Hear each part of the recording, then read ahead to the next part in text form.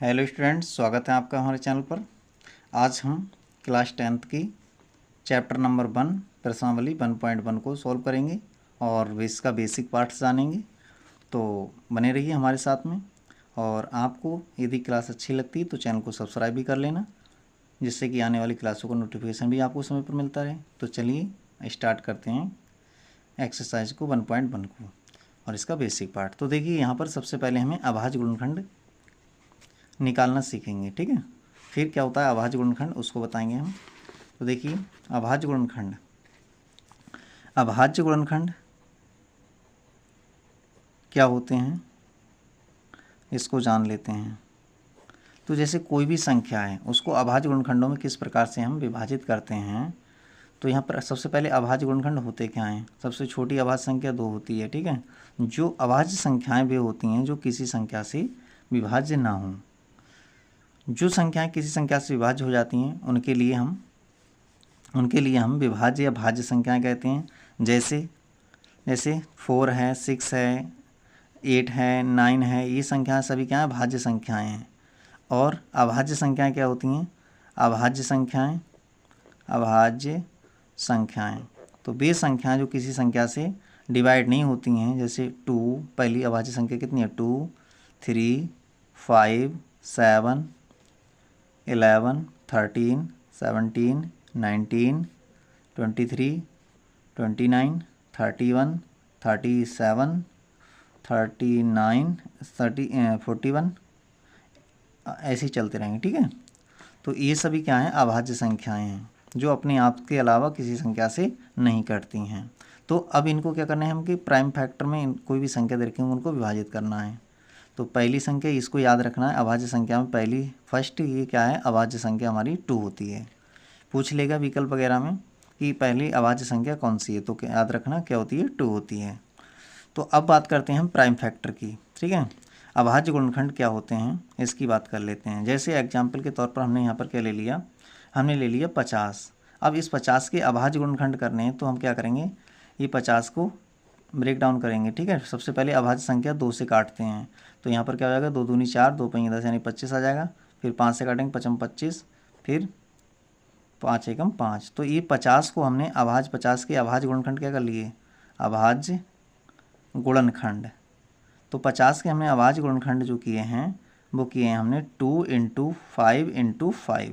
इस प्रकार से हमने अभाज्य गुणनखंडों में बदल लिया इसे, ठीक है। तो अब बात कर लेते हैं हम किसकी, एलसीएम निकालना और एचसीएफ निकालना। इनकी भी इस एक्सरसाइज में ज़रूरत पड़ने वाली है। तो एचसीएफ क्या होता है, ठीक है। तो इसका फुल फॉर्म जो होता है हाईएस्ट कॉमन फैक्टर, ठीक है। ये इसका पूरा नाम होता है, फुल फॉर्म होती है। अगर इसे हिंदी में कहें तो कहते हैं महत्तम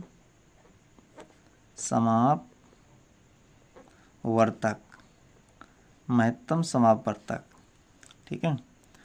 तो ये क्या होता है, ये 2 या 2 से अधिक संख्याओं का ही निकलता है। जैसे एग्जाम्पल के तौर पर हम बात कर लें, 2 संख्याएं हमारे पास में 10 और 25 हैं। इन संख्याओं का हमें एचसीएफ निकालना है और अभाज्य गुणनखंड विधि द्वारा निकालना है। तो अभाज्य गुणनखंड विधि में क्या होगा, इन्हें अभाज्य संख्याओं में पहले विभाजित करना पड़ेगा। 10 को 2 से काटो, 2 पंजे 10, फिर 5 से काटो, 5 एकम 5, ठीक है। फिर 25 को काटेंगे, 5 से काटेंगे, 5 से पहले किसी संख्या से नहीं कटेगा तो 5 25, फिर 5 से काटेंगे, 5 एकम 5। अब 10 के अभाज्य गुणनखंड हमने कर लिए, 10 के अभाज्य गुणनखंड। तो अभाज्य गुणनखंड क्या है हमारे, गुणनखंड ये आए हैं 2 × 5। इसी प्रकार से हम किसके, 25 के अभाज्य गुणनखंड। तो इसके गुणनखंड कितने आए हैं, 5 × 5 ये आए हैं। तो अब क्या है, इन दोनों का क्या देखना है हमें, कॉमन देखना है। इन दोनों में एक जैसा कौन सी संख्या है। तो एचसीएफ क्या होता है, कॉमन फैक्टर होता है। तो कॉमन क्या है इन दोनों में, ये 2 है, यहाँ 5 है, ये तो है नहीं, इसमें 5 है, इसमें 5 है, तो 5 को कॉमन कर दिया। तो इस प्रकार से ये हमारा मासा निकल गया, ठीक है। शॉर्टकट में से इसका पहला अक्षर माँ और इसका पहला अक्षर सा, मासा हो गया ये, ठीक है। तो एचसीएफ किसको कहते हैं हम, मासा के लिए कहते हैं। तो मासा निकालने की दो विधियां होती हैं, एक तो होती है अभाज्य गुणनखंड विधि और एक होती है भाग विधि। ठीक है। एचसीएफ ज्ञात करने की विधियां, ज्ञात करने की विधियां कितनी होती हैं? 2। एक होती है अभाज्य गुणनखंड विधि, अभाज्य गुणनखंड विधि जो कि हमने अभी किया है अभाज्य गुणनखंड विधि से, और दूसरी होती है भाग विधि, ठीक है। इन दो विधियों से हम निकालते हैं। भाग विधि में भी एचसीएफ ज्ञात किया जाता है। तो भाग विधि दो प्रकार की होती है भाग विधि, ठीक है। जैसे 10 और 25 ही हैं। एक तो इस प्रकार से, अब ऐसी संख्या से भाग करते हैं जिससे कि दोनों एक साथ कटें। तो ऐसी संख्या कौन सी? 5 लेंगे तो दोनों एक साथ कटेंगे, 5 दूनी 10 और 5 25। तो इनका एचसीएफ क्या आया? इनका एचसीएफ क्या आया? हमारा 5 आ गया। ठीक है, ये हमारा आंसर हो जाएगा। अब ये दोनों संख्याएं किसी एक संख्या से एक साथ नहीं कट सकती हैं, इसलिए बस इतना ही हमारा एचसीएफ हो जाएगा। दूसरा भाग क्या होता है? दूसरे टाइप का भाग होता है, ये भाग फर्स्ट टाइप का है, फर्स्ट टाइप का। और दूसरे टाइप का भाग में क्या होता है कि हम बड़ी संख्या को छोटी संख्या से भाग देते हैं। तो बड़ी संख्या 25 है, छोटी संख्या 10 है, तो 10 से बड़ी संख्या को भाग कर देंगे तो अंतिम जो भाजक आएगा वही एचसीएफ होगा।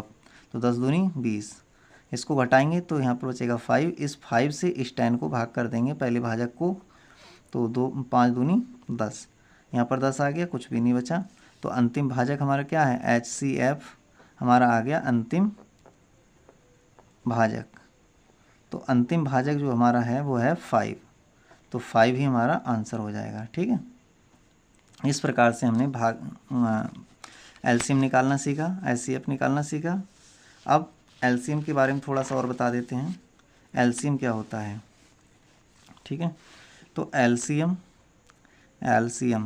का पूरा नाम होता है लोवेस्ट कॉमन मल्टीपल। अब कॉमन मल्टीपल होता है इसमें। ठीक है, तो अब देखिए एलसीएम क्या होता है। हिंदी में बोलते हैं इसे लघुत्तम समापवर्त्य, लघुत्तम समापवर्त्य। तो इसका पहला अक्षर ले लेंगे, इसका पहला अक्षर ले लेंगे तो हो जाएगा ला और सा, लासा हो जाएगा। ठीक है, तो अब देखिए हमें ये बताना है कि लासा होता क्या है। तो दो संख्याएं, इसमें भी क्या होता है, 2 या 2 से अधिक संख्याओं का ही लासा निकलता है। तो 2 या 2 से अधिक संख्याओं का लासा वह संख्या होती है जो दी गई सभी संख्याओं से पूर्णतः विभाजित हो जाए। जैसे मैं बात कर लेता हूँ 20 और 30 का एलसीएम, ये हमें ज्ञात करना है। तो 20 और 30 का एलसीएम क्या होगा? इन दोनों संख्याओं जो एलसीएम होगा वो दोनों संख्याओं से पूरा पूरा विभाजित होता है। तो इनका एलसीएम निकालते हैं। एलसीएम किस प्रकार से निकाल लेते हैं? हम भाग विधि से निकाल लेते हैं।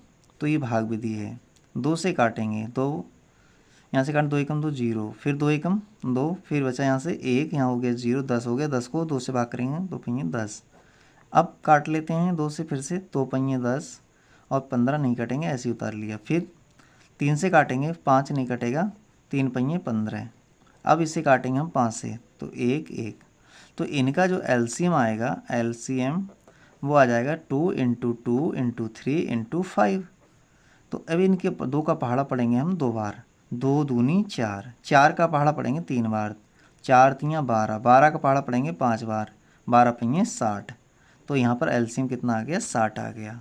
ठीक है, तो इस प्रकार से हम एलसीएम को ज्ञात करते हैं। एलसीएम ज्ञात करने की विधियाँ क्या हैं? एलसीएम ज्ञात, अब देखिए 60 आया, वो 30 से 20 से पूरा कटेगा और 30 से पूरा कटेगा। एलसीएम ज्ञात करने की विधियाँ, तो इसको भी ज्ञात करने की 2 विधियाँ हैं। पहली क्या है? अभाज्य गुणनखंड विधि, अभाज्य गुणनखंड विधि, और दूसरी इसकी विधि आती है हमारी भाग विधि। ठीक है, कौन सी विधि? भाग विधि। तो भाग विधि जिससे कि अभी हमने किया है। तो अभाज्य गुणनखंड विधि क्या होती है? अभाज्य गुणनखंड, अब इसके अभाज्य गुणनखंड विधि से करके दिखाते हैं। अभाज्य गुणनखंड विधि। तो इस विधि में हम क्या करते हैं, अभाज्य गुणनखंडों की, ठीक है, इस विधि में हम क्या करते हैं, अभाज्य जो एलसीएम होता है, एलसीएम क्या होता है, एलसीएम अभाज्य गुणनखंडों की अधिकतम घातों का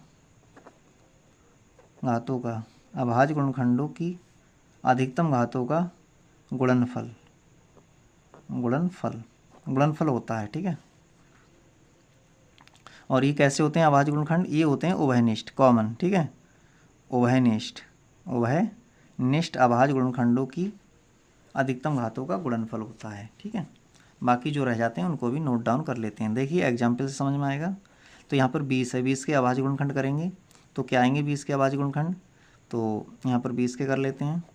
तो यहाँ पर 10, फिर 2 से काटोगे तो कितना आएगा 5, फिर 5 से काटोगे तो 1।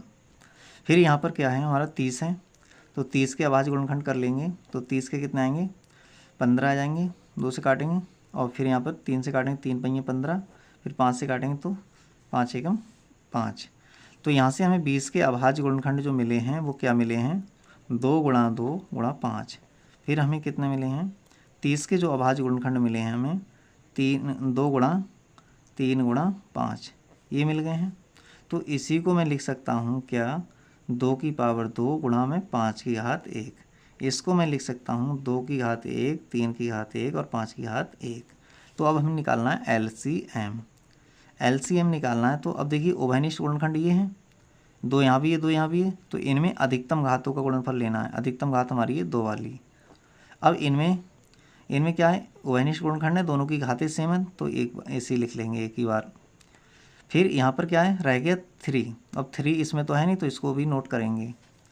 तो यहाँ से हो जाएगा ये 4, तो 4 गुणा में 5 गुणा में 3, इनकी गुणा करेंगे 4 पंजे 20, 20 3 60, ठीक है, ये इसका एलसीएम आ गया। तो इस प्रकार से हमने एलसीएम एचसीएफ निकालना सीखा और अभाज्य गुणनखंड करना सीखा। तो अब चलते हैं हम प्रश्नावली को स्टार्ट करते हैं। तो बने रहिए हमारी क्लास हमारे साथ, देखते हैं प्रश्नावली 1.1 में क्या कह रहा है। तो 1.1 में हमसे कह रहा है कि क्वेश्चन नंबर 1, निम्नलिखित संख्याओं को अभाज्य गुणनखंडों के गुणनफल के रूप में व्यक्त कीजिए। तो अब देखिए यहाँ पर पहला कितना है 140 है। तो अब पहले इसको कर लेते हैं। देखिए क्वेश्चन नंबर एक्सरसाइज हमारी 1.1 और क्वेश्चन नंबर 1 का पहला पार्ट है 140, इसके अभाज्य गुणनखंड करने हैं। तो 140 के अभाज्य गुणनखंड क्या आ जाएंगे, 2 से काटते हैं इसे। सबसे पहले कोई भी संख्या सबसे पहले 2 से ट्राई करेंगे, ठीक है, उसके बाद 3 से, उसके बाद 5 से, उसके बाद 7 से, ठीक है, ऐसे करते जाते हैं ट्राई। तो 2 7 14 है, फिर 2 से काटेंगे, 2 3 6, यहाँ से बचेगा 1 और यहाँ हो जाएगा 0, 10 हो गए। तो 10 में भाग करोगे 2 का, 2 पंजे 10। अब इसे कितने से भाग करोगे 5 से, 5 7 35, फिर कितने से 7 से, 7 एकम 7। तो यहाँ पर 140 के अभाज्य गुणनखंड क्या आए हैं निकल करके, यहाँ से 140 के अभाज्य गुणनखंड जो आए हैं वो निकाला है 2 × 2 × 5 × 7, ये निकल के आए हैं। तो इसको इस प्रकार से भी लिख सकते हो, 2 बार है तो 2 पावर लिख दो, 5 × 7, ये इसका आंसर हो जाएगा। नेक्स्ट क्या है, नेक्स्ट दूसरा है हमारा, कह रहा है कि 156 के, कितने के 156 के अभाज्य गुणनखंड करने हैं। तो 156 के कर लेते हैं। तो 156 के कितने आ जाएंगे, 2 से काटते हैं, 2 7 14, 2 8 16, फिर 2 से काटते हैं, 2 3 6 बचा 1, 18 हो गए, 2 नेम 18, फिर 3 से काटते हैं, 3 एकम 3, 3 3 9, अब 13 से ही कटेगा, 13 एकम 13। तो यहाँ पर लिख देते हैं हम 156 के अभाज्य गुणनखंड। तो 156 के अभाज्य गुणनखंड क्या है, 2 × 2 × 3 × 13। तो इसको लिख सकते हैं, 2 बार हैं तो 2 पावर लिखते रहें, 3 × 13। तो ये इसका आंसर हो गया। इस प्रकार से अब हम क्या करते हैं, नेक्स्ट वाले को देख लेते हैं। नेक्स्ट थर्ड पार्ट में कितना है, आप बेटा अपनी एनसीईआरटी में देखिए कितना है थर्ड पार्ट में, 38 25। अब ये 38 25 का अभाज्य गुणनखंड करते हैं। तो 38 25 के क्या हो जाएंगे, अब लास्ट में कितना है 5 है, या तो ये 5 से कटेगा या 3 से कटेगा। तो पहले 3 से देखते हैं, तो 3 एकम 3, 3 दूनी 6, बचे यहाँ से 2, 22 हो जाएंगे, कट जाएगा 3 से, तो 3 एकम 3, ठीक है, 3 एकम 3, और यहाँ से बचे 3 दूनी 6, यहाँ से बचेंगे 2, और 3 सत्ते 21, यहाँ से बचा 1, 3 पंजे 15।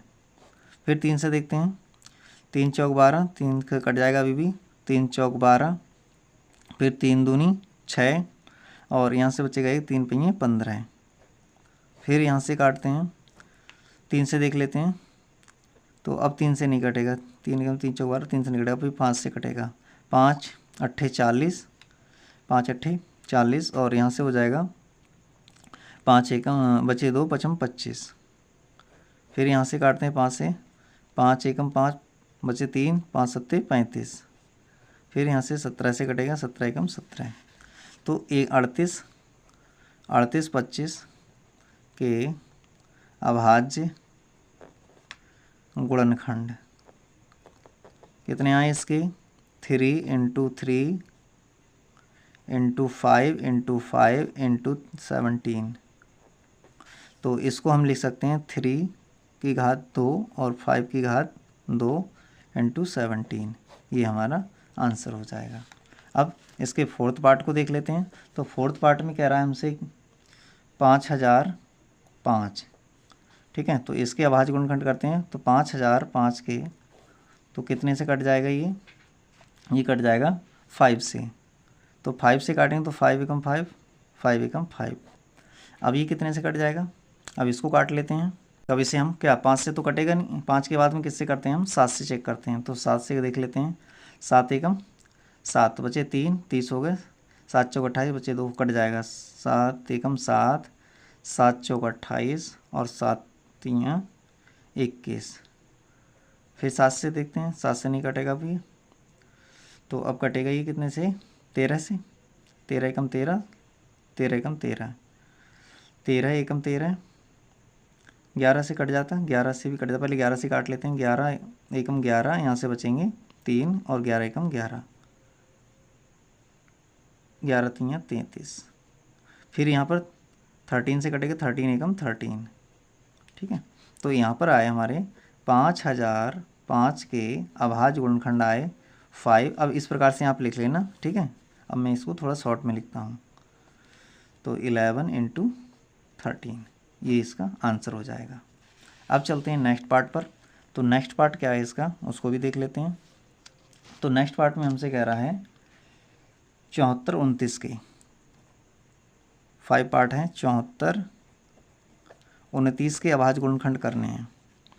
तो 74 29 के अभाज्य गुणनखंड क्या आएंगे, 2 से तो कटेगा नहीं, विषम संख्या है। 3 से काट के देख लेते हैं। तो 3 से देखते हैं, तो 3 दूनी 6, 3 दूनी 6, 3 चौक 12, बचे 2 और 3 सत्ते 21, बचा 1, 3 से तो कटेगा नहीं, 3 से नहीं कटेगा तो कितने से कटेगा फिर। अब देखते हैं इसे 7 से। तो 7 एकम 7, 7 छंग 42, 7 से भी नहीं कटेगा। फिर कितने से कटेगा, तो ये 3 से तो कटेगा नहीं, तो इसको हम क्या कर लें, फिर से कर ले रहे हैं। तो 74 29, अब ये काटते हैं, ठीक है। तो कितने से कट जाएगा, ये 3 से कटेगा नहीं, 5 से नहीं कटेगा, तो 17 से देखते हैं काट के, क्योंकि 11 से भी नहीं कटेगा, 17 से काटेंगे तो 17, ठीक है। तो 17 से काटेंगे तो 17 चौका 68, 4 बार चला जाएगा। यहाँ से बच जाएंगे 17 चौका 68, यहाँ से बचेंगे 6, यहाँ से हो गया 62। फिर 17 3 51, यहाँ से बचेंगे 17 3 51, यहाँ से बच जाएंगे 11 और ये हो गया 119। तो 17 सत्ते 119, 17 से कट गया। अब फिर से देखते हैं 17 से, 17 दूनी 34, 17 दूनी 34 और यहाँ से बचेंगे 77, और कितना हो जाएंगे 77 हो जाएंगे ना। तो उसको देखते हैं फिर 19 से, 17 से अब कटेगा नहीं तो 19 से, तो 19 दूनी 38, 19 दूनी 38, यहाँ से बचेंगे 5, 19 3 57। तो अब ये 23 से ही कटेगा, 23 एकम 23। तो यहाँ से जो आए 74 29 के अभाज्य गुणनखंड। तो इसके अभाज्य गुणनखंड आए हमारे कितने आए हैं? 17, 19, 23। ये हमारा आंसर हो जाएगा। इस प्रकार से हमने पहले क्वेश्चन को कंप्लीट कर लिया। अब चलते हैं क्वेश्चन नंबर 2 पर। तो क्वेश्चन नंबर 2 को देखते हैं क्या कह रहा है हमसे। कह रहा है कि निम्नलिखित युग्मों के HCF और LCM ज्ञात कीजिए। इसकी जांच कीजिए कि दो संख्याओं का गुणनफल बराबर है HCF गुणा LCM के। तो पहले पार्ट में कह रहा है 26 और 91, इनका LCM निकालना है, HCF निकालना है और फिर जांच करनी है। ठीक है, तो सबसे पहले मैं क्या कर लेता हूँ, इसको ही नोट कर लेता हूँ। तो यहाँ से आ जाएगा ये क्वेश्चन नंबर 2 का पहला पार्ट है 26 और 91, इनका LCM निकालना है और HCF निकालना है। तो LCM निकालने के लिए हम क्या करने पड़ेगा, इनके अभाज्य गुणनखंड कर लेते हैं। तो 26 के अभाज्य गुणनखंड क्या आएंगे, 26 के अभाज्य गुणनखंड, 26 के अभाज्य गुणनखंड, तो 26 के आएंगे 2 × 13। फिर 91 के अभाज्य गुणनखंड, तो इनके अभाज्य गुणनखंड आ जाएंगे तो 7 × 13, 13 7 91, ये आ गया अभाज्य गुणनखंड। अब हमें निकालना है HCF HCF। तो HCF क्या होता है, कॉमन देखना है दोनों में क्या है कॉमन, उभयनिष्ठ यहाँ पर 13 है, यहाँ पर 13 है, तो ये हमारा HCF हो गया। अब निकालने हैं LCM। तो LCM में क्या होता है, पहले कॉमन निकाल लो, फिर उसके बाद में जो रह जाए उनको भी लिख दो, 2 × 7। तो अब इनकी मल्टीप्लाई कर लो। तो यहाँ पर 13 दूनी 26, 13 दूनी 26, 26 की 7 से मल्टीप्लाई कर देंगे तो 7 × 6 42, 7 दूनी 14, 14 और 4 18, 182 आ गया LCM। अब क्या करना है हमें, अब इस संख्या को अगर मैं A मान लेता हूँ, एक संख्या होगी, और इसको B मान लेता हूँ, तो हमसे कह रहा है जांच कीजिए। जांच में क्या होगा, दो संख्याओं का गुणनफल हो गया बराबर HCF गुणा में LCM। तो यहाँ से दो संख्याएं कितनी हैं, 26 और 91 हैं। यहाँ से HCF है 13 और LCM है 182। तो इनकी मल्टीप्लाई कर लेते हैं। तो 13 दूनी 26 और 13 अट्ठे 104, 104 और 2 106, यहाँ से लगे 10, 13 एकम 13, 13 10 23। तो इधर कितना है 23 66, इधर भी इनकी गुणा करेंगे तो 23 66 ही आएगा। तो ये सत्य हो गया। ठीक है, तो सत्यापित हुआ। इस प्रकार से हमने इसको कंप्लीट कर लिया। फिर इसका सेकंड पार्ट पर चलते हैं। तो सेकंड पार्ट में कितना है, 510 और 92। तो लिख लेते हैं 510 और 92 हैं।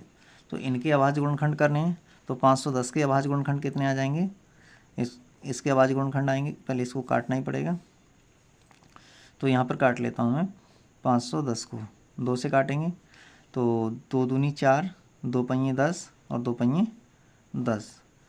फिर 3 से नहीं कटेगा, 5 से कटेगा, 5 25 और 5 एकम 5। फिर 5 से नहीं कटेगा, 3 से कट जाएगा, 17 3 51, 3 से कट जाता, यहाँ भी 3 से कट जाता, क्या 3 कट जाता 3 से, तो अब 3 से काट लेना, तो 17 3 51 हो जाएगा। ठीक है, फिर 17 से काट लेंगे, 17 एकम 17।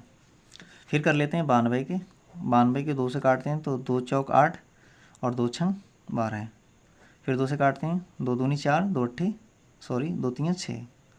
फिर 23 से काटते हैं, 23 एकम 23।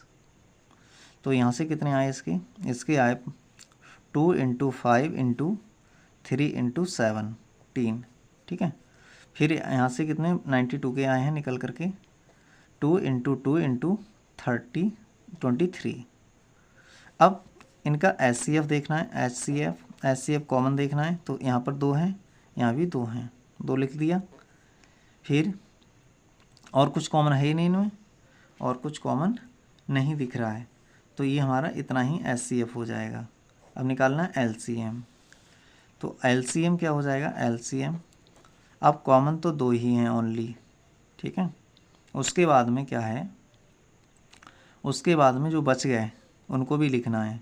तो 2 बच गए और यहाँ से 5 बच गए, यहाँ से 3 बच गए और यहाँ से 17 बच गए और यहाँ से 23 बच गए। इन सब की मल्टीप्लाई कर देंगे, इन सब की मल्टीप्लाई करेंगे तो कितना आ जाएगा, 2 दूनी 4, 4 पंजे 20, 20 तियाँ 60, 17 छंग 102, 17 छंग 102 और 1 0, फिर यहाँ से 23 है, 23 की मल्टीप्लाई करा देंगे तो यहाँ पर 0 आ जाएगा। 23 दूनी 46, 46 के 6 आ जाएंगे, हाथ से लगे 4, तो यहाँ पर 46 के 46 ही लिख देते हैं। फिर यहाँ पर 23 एकम 23, तो यहाँ पर कितना आ गया एलसीएम, 23,460 आ गया। तो अब हम चलते हैं, इसको ए मान लिया, इसको बी मान लिया, ठीक है, दो संख्याएं हो गई। तो यहाँ पर क्या हो रहा है, जांच कर रहे हैं हम। तो ए गुणा बी बराबर में क्या हो जाएगा, HCF गुणा में LCM। तो इसकी गुणा क्या आ जाएगी, 510 है और 92 है। HCF आया 2, LCM आया 23,460। इनकी गुणा कर लेता हूँ मैं। तो 0, 2 छंग 12 के 2, 2 चौक 8 और 1 9, 2 तियाँ 6 और 2 दूनी 4, इतने आ जाएंगे। इतनी ही इधर आ जाएगी, मल्टीप्लाई कर लेना आप। तो 46,920। तो यहाँ पर सत्यापित हुआ, सत्यापित हुआ। तो इस प्रकार से हमने इसका सेकंड पार्ट भी कंप्लीट कर लिया। अब चलते हैं इसके नेक्स्ट पार्ट पर। तो नेक्स्ट पार्ट में क्या कह रहा है हमसे, कह रहा है थर्ड पार्ट में 336 और 54 का। इसको भी इसी प्रकार से कर लेते हैं। थर्ड पार्ट में तो हैगा 336 और 54। तो 336 का अब हमें क्या करना है, 336 का अभाज्य गुणनखंड करने हैं। तो 336 के अभाज्य गुणनखंड 2 से काटते हैं। 2 एकम 2, 2 छंग 12, बचा 1, 2 अट्ठे 16, फिर 2 अट्ठे 16 और 2 चौक 8, फिर 2 से काटते हैं। 2 चौक 8, 2 दूनी 4, फिर 2 से 2 दूनी 4, 2 एकम 2, फिर 3 से 3 सत्ते 21, फिर 7 से 7 एकम 7। तो 336 के जो अभाज्य गुणनखंड आए हैं वो कितने आए हैं, 2 into 2 into 2 into 2 into 3 into 7, ये आ गया अभाज्य गुणनखंड। फिर इसके बाद में 54 के निकाल लेते हैं। तो 54 को काटते हैं तो 27 हो जाएगा। 2 दूनी 4, 2 सत्ते 14, फिर 3 से 3 नेम 27, फिर 3 तियाँ 9, फिर 3 एकम 3। तो यहाँ पर 54 के अभाज्य गुणनखंड आए हैं 2 इंटू 3 इंटू 3 इंटू 3, ये आ गए। तो अब हमें HCF निकालना है। क्या निकालना है, HCF। तो HCF में देखिए 2 यहाँ है, 2 यहाँ भी हैं, 2 को लिख दिया। इसके बाद में देखते हैं 3 यहाँ है, 3 इसमें भी हैं, 3 को लिख दिया। तो इनकी मल्टीप्लाई 2 तियाँ 6, 6 इनका HCF आ गया। अब निकालना है हमें LCM। क्या निकालना है, LCM। तो LCM में कॉमन देखो कितना है, कॉमन है 2 इंटू 3, एक तो 3 कॉमन है, 3 कॉमन हो गया। बाकी अब जो रहेगा उनको भी लिखना है। बाकी के रह गए, यहाँ से रह गया 2 2, 2 बार रह गए 2, 2 बार 2 लिख दिए। यहाँ से 2 बार रह गया 3 3, तो 3 3 लिख दिए। अब इसके बाद में यहाँ से 7 रह गए, 7 को लिख दिया। तो ये आ गया हमारा LCM, ठीक है। अभाज्य गुणनखंड विधि से LCM निकाल रहे हैं ये हम। तो करना क्या है, अब देखिए यहाँ से कर ले रहे हैं 2 तियाँ 6, 6 दूनी 12, 12 दूनी 24, 24 तियाँ 72 और 72 की 21 से गुणा कर ले रहे हैं। 72 गुणा 21, तो 21 दूनी 42, हासिल लगे 4, फिर 21 सत्ते 147, 147 और 4, 147 और 4 हो जाएंगे 151, ठीक है। तो ये आ गया 1512। अब क्या कर लेना है, हमें इनकी जांच करनी है सत्यता की। तो जांच कर लेते हैं। तो जांच में क्या हो जाएगा हमारा, A गुणा B बराबर में HCF गुणा में LCM।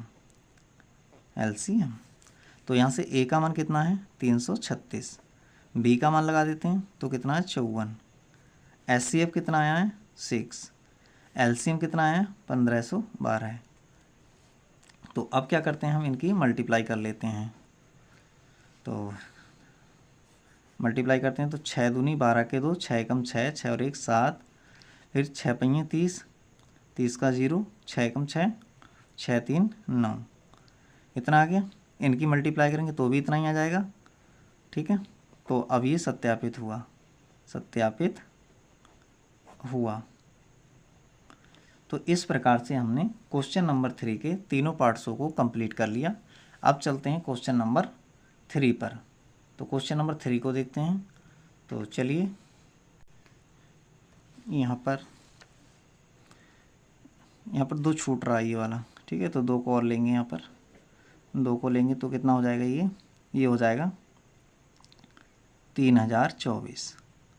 अब यहाँ पर कितना हो जाएगा, ये 3024।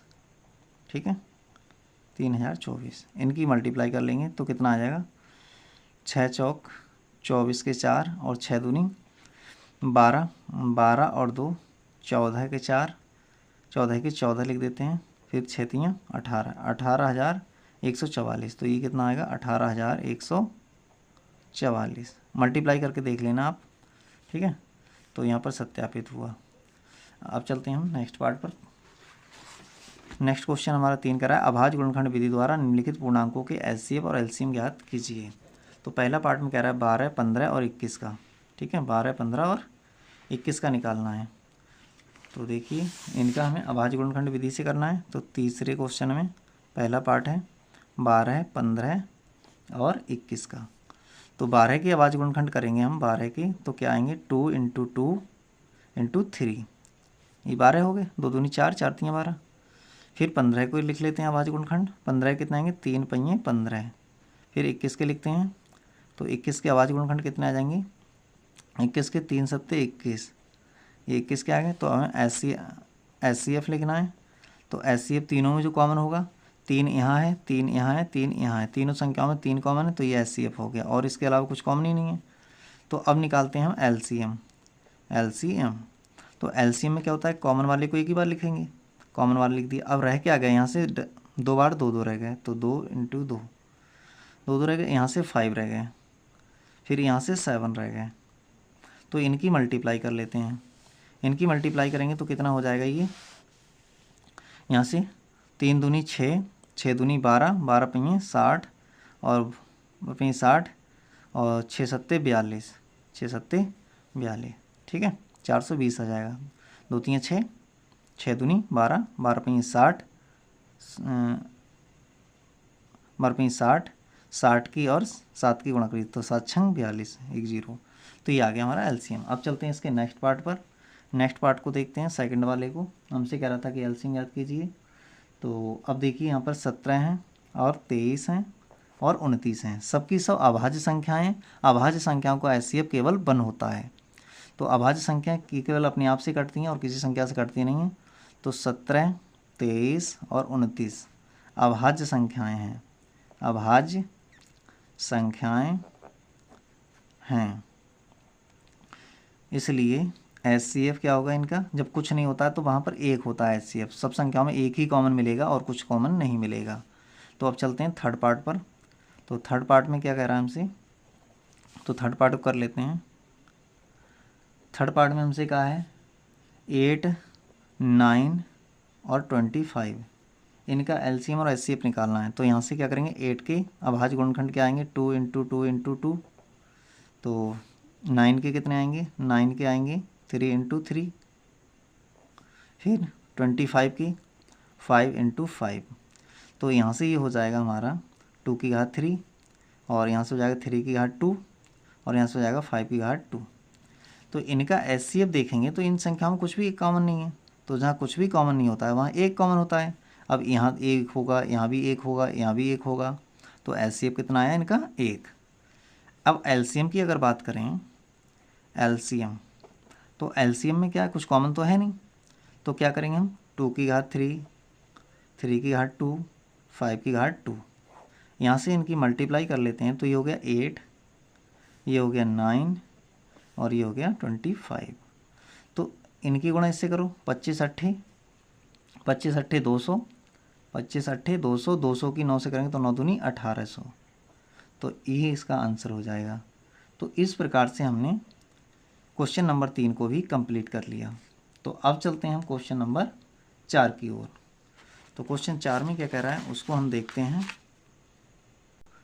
देखिए यहाँ पर कह रहा है कि HCF 306 और 657 का 9 दिया है, LCM इनका ज्ञात करना है दोनों संख्याओं का।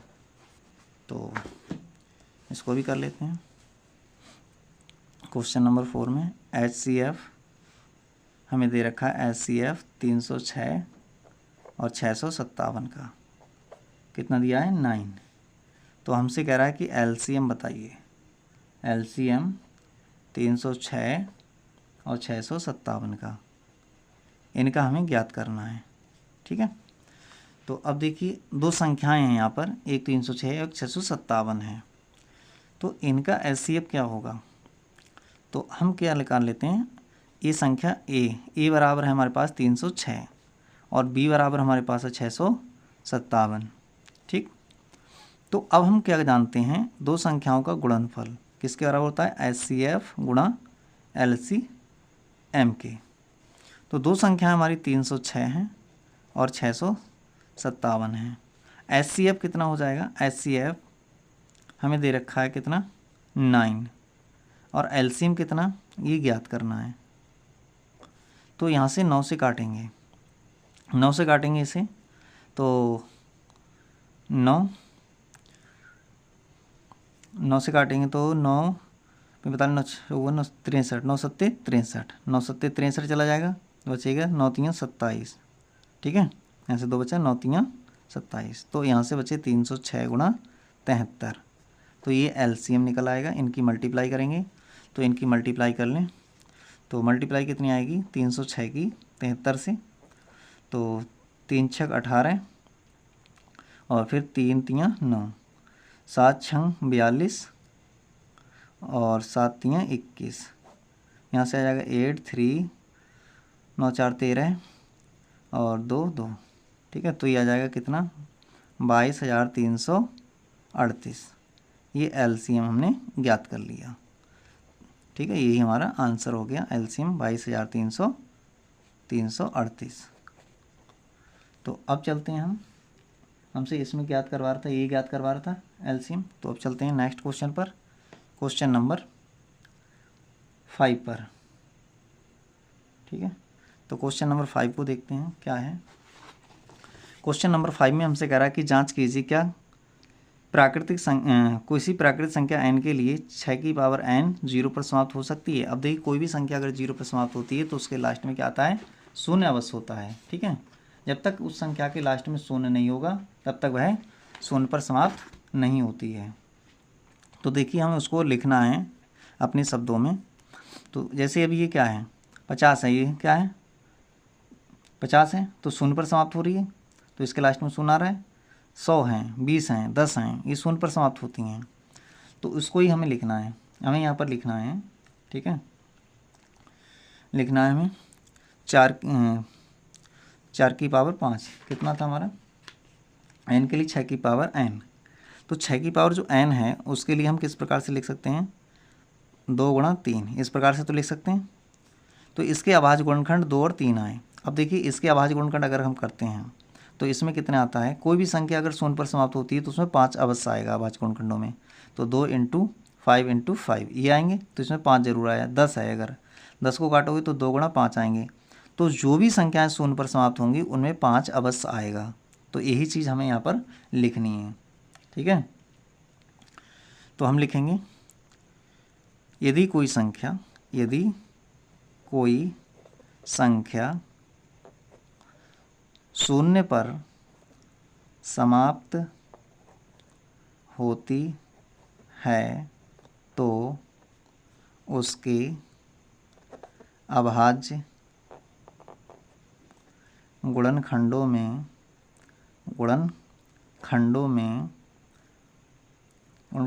5 अवश्य होगा।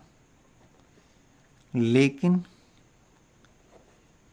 यहाँ 6 की पावर n बराबर 2 गुणा 3 की पावर n में अभाज्य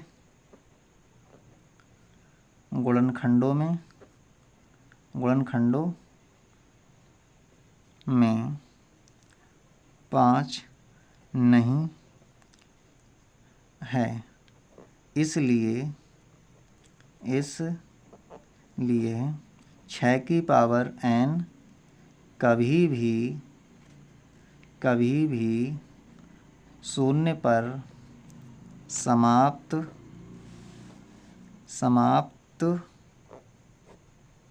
नहीं होगी। तो इस प्रकार से हमने इसको भी बता दिया।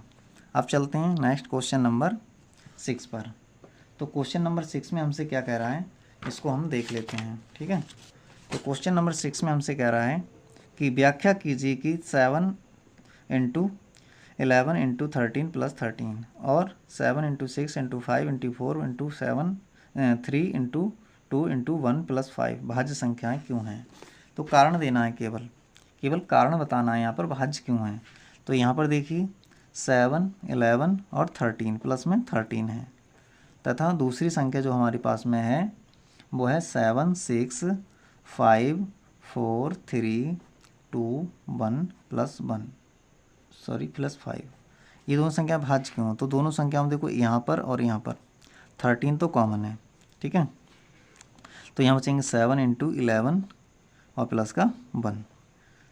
ठीक है, तो यहाँ पर हमें ये मिल गया, तथा दूसरी संख्या हम देखते हैं 5 यहाँ है, 5 यहाँ है, तो 5 को ले लिए कॉमन, तो यहाँ बचेंगे 7, 6, 4, 3, 2, 1 प्लस का 1।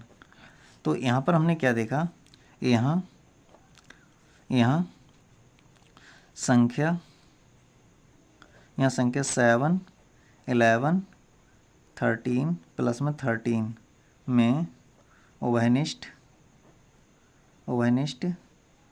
गुणनखंड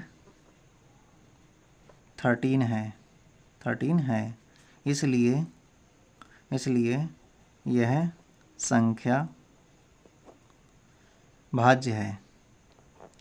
अब देखिए जब इसका कॉमन फैक्टर आ रहा है तो इसका मतलब ये 13 से कट जाएगी, तो इसलिए भाज्य है। ठीक है, ये बता दिया। फिर दूसरी वाले की बात बता देते हैं, तथा ठीक है संख्या 7 गुणा 6 गुणा 5 into 4 into 3 into 2 into 1 plus में 5 में उभयनिष्ठ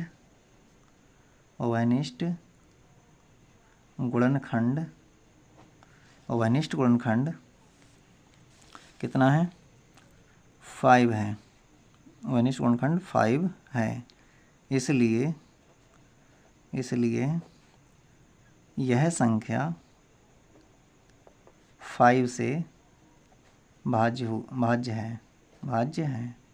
ठीक है, इस प्रकार से हमने इसका कंप्लीट कर लिया इसको भी। तो अब चलते हैं नेक्स्ट क्वेश्चन पर, लास्ट क्वेश्चन आज का अंतिम।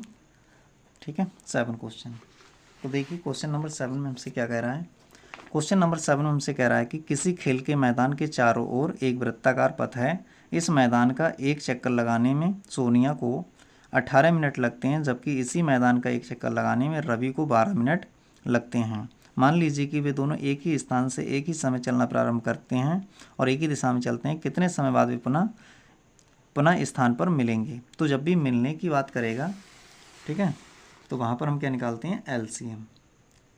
ठीक, तो अब देखिए यहाँ पर क्या क्या है। यहाँ पर जो दे रखा है हमारा खेल का मैदान है एक वृत्ताकार इस प्रकार का।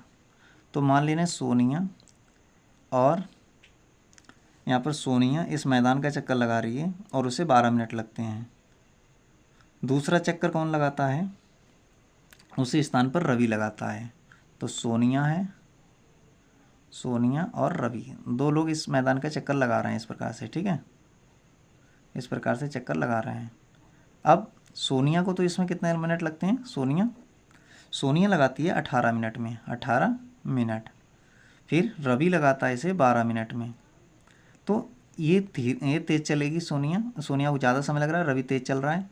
तो एक टाइम ऐसा आ जाएगा कि रवि और सोनिया दोनों फिर से एक बिंदु पर किसी मिल जाएंगे। ठीक है, तो ऐसी कंडीशन में हमें क्या निकालना है, इनका एलसीएम निकाल लेना है, इनका निकालना है एलसीएम।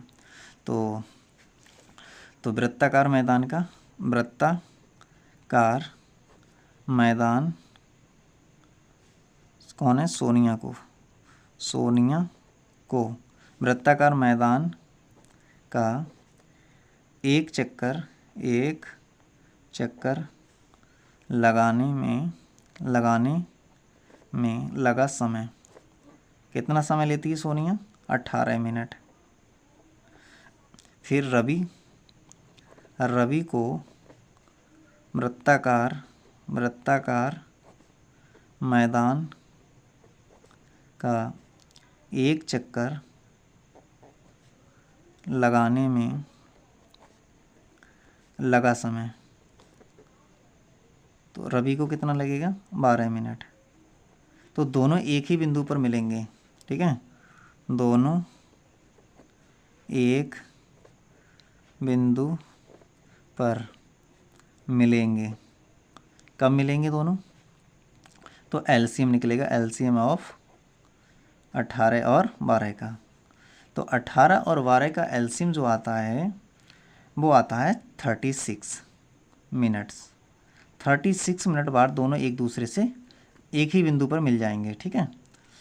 तो इस प्रकार से निकाल लीजिए। मैंने तो क्या किया, एलसीएम क्या होता है कि दोनों संख्याओं से जो पूरा पूरा कट जाए। तो पहली संख्या हमें यही मिलेगी जो दोनों संख्याओं से पूरा पूरा कटेगी। आप एलसीएम जिस विधि से चाहें उस विधि से निकाल लें, ऐसे निकाल लें भाग विधि से। तो 2 नेम 18, 2 छंग 12, फिर 2 से काटेंगे 9 और यहाँ से आ जाएगा हमारा 2 तियाँ 6, फिर 3 से काटेंगे 3 तियाँ 9, 3 एकम 3, फिर 3 से काटेंगे 3 एकम 3, ठीक है। तो इनका जो एलसीएम आएगा वो कितना आ जाएगा? एलसीएम यहाँ से हो जाएगा 2 गुणा 2 गुणा 3 गुणा 3। तो यहाँ से क्या निकल के आएगा?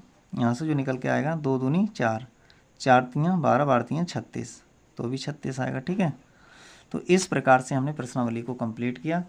तो कैसी लगी आपको ये क्लास कमेंट बॉक्स में ज़रूर बताएं। और अभी तक आपने चैनल को सब्सक्राइब नहीं किया तो चैनल को सब्सक्राइब कर लें। Thank you for watching this.